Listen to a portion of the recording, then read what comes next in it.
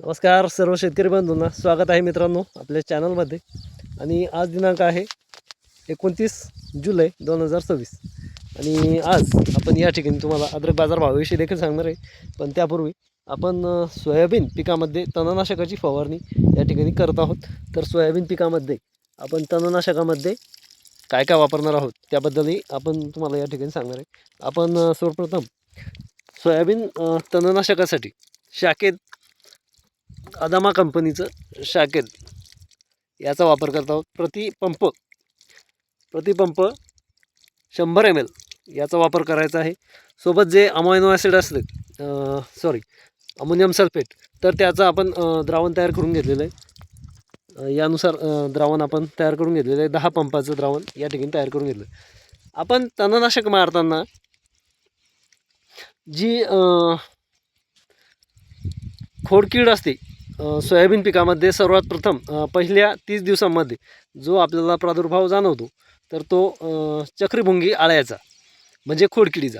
तर त्याच्या नायनाटासाठी आपल्याला या ठिकाणी उपाययोजना करावी लागते। तर त्या उपाययोजनेसाठी आपण तणनाशकामध्ये कीटकनाशकाचा वापर या ठिकाणी करत असतो। आणि आपण बऱ्याच वर्षांपासून तणनाशकाचा वापर सोबत कीटकनाशकाचा वापर करत आहोत।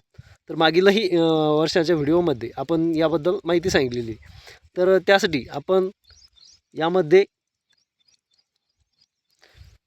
टिगाटा परिजात कंपनीचं टिगाटा हे आपण या ठिकाणी वापरत आहोत। तुम्ही कुठल्याही प्रकारचं कीटकनाशक म्हणजे जे लॅम्बडा सायलोथ्रिन प्लस थायमिथॉक्झॉन हे घटक असलेलं कीटकनाशक यामध्ये वापरू शकता, ज्यामुळे आपल्याला चांगल्यापैकी कीटकनाशक आणि तणनाशक याचं दोन्हीचा रिझल्ट या ठिकाणी पाहायला मिळतो। आपलं तणही जातं आणि सोबत आपल्याला चक्रीभुंगी आळ्यांपासून सुटका देखील मिळते। तर हे होते सोयाबीन पिकावरील तणनाशक प्लस कीटकनाशकाची फवारणी। आणि आता आपण बाजारभावाविषयी बोलणार आहोत। तर आज दिनांक 29 जुलै 2026 रोजी अद्रकीचे बाजार हे 11,000 रुपयापासून सुरू आहे।